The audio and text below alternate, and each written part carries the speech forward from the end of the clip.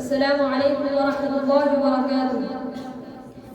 الحمد للہ وکفى والصلاة والسلام على سید الرسل وخاتم الانبیاء وعلى آلہ واصحابہ الاصفیاء والاتقیاء وازواجہ واتباعہ وسلم تسلیما کثیرا کثیرا۔ اما بعد، قال تبارک وتعالى في كتابه المبين: فأعوذ بالله من الشيطان الرجيم، بسم الله الرحمن الرحيم. قل هل يستوي الذين يعلمون والذين لا يعلمون؟ وقال رسول الله صلى الله عليه وسلم: فضل العالم على العابد كفضل القمر ليلة البدر على سائر الكوكب، أو كما قال عليه الصلاة والسلام. زمانہ نام ہے میرا، میں دنیا کو دکھا دوں گا. زمانہ نام ہے میرا، میں دنیا کو دکھا دوں گا.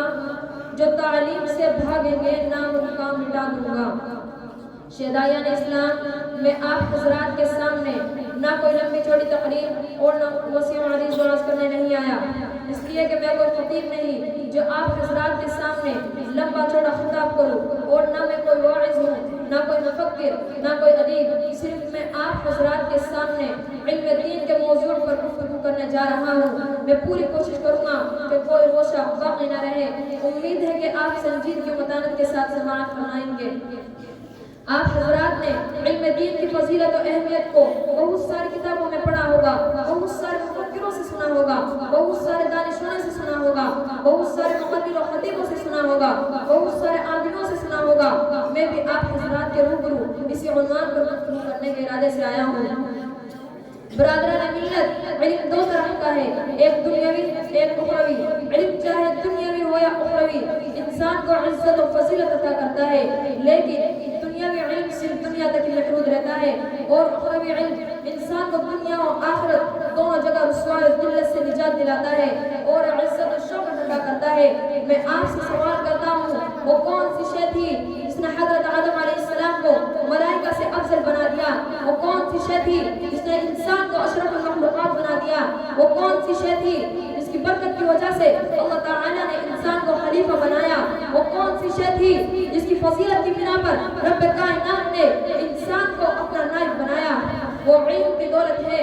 جب رب کائنات نے قرآن کو نزول فرمایا تو سب سے پہلے وہ آیت نازل فرمائی جس کا تعلق علم سے ہے، یعنی اقرأ باسم ربک الذی خلق.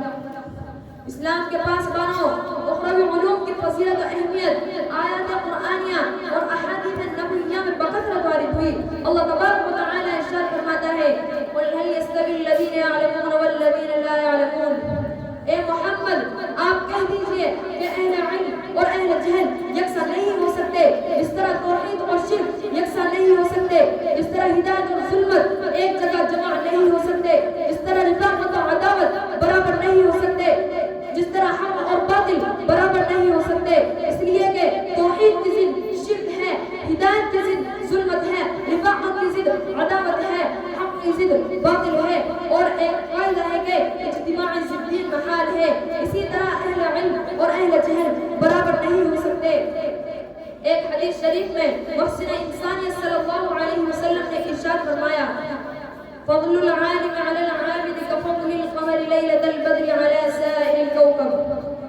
عالم کی فضیلت عابد پر ایسی ہے جیسے کہ چودھویں چاند کی فضیلت تمام ستاروں پر. حضرت عبداللہ بن عباس رضی اللہ عنہ فرماتے ہیں کہ دوسرے مومن کے مقابلے میں اہل علم کے ساتھ 100 درجات زیادہ ہوں گے، اور ہر درجوں کے درمیان مسافت 500 برس کی مسافت کے برابر ہوگی. برادران اسلام، لیکن آج کے دور کے مسلمان اپنے بچوں کو اسلامی تعلیمات سے دور رکھتے ہیں اور کم سے بچوں کو افریقی تعلیمات دیتے ہیں. یہ صرف شیطان کا فریب ہے. وہ شیطان مردود، اس نے یہ عہد کر دیا کہ بنی آدم کو جہنم پہنچائے گا. وہ شیطان مردود جو ہمارے دین اور اسلام کا دشمن ہے، وہ شیطان جو ہمارے معاشرت کا دشمن، جو ہمارے امداد کا دشمن، جو ہمارے کلچر کا دشمن، جو ہمارے تہذیب و تمدن کا دشمن، جو ہمارے سوسائٹی کا دشمن، جو ہمارے ایمان و اخلاق کا دشمن، یہ شیطان ہمارے اصلی دشمن ہے.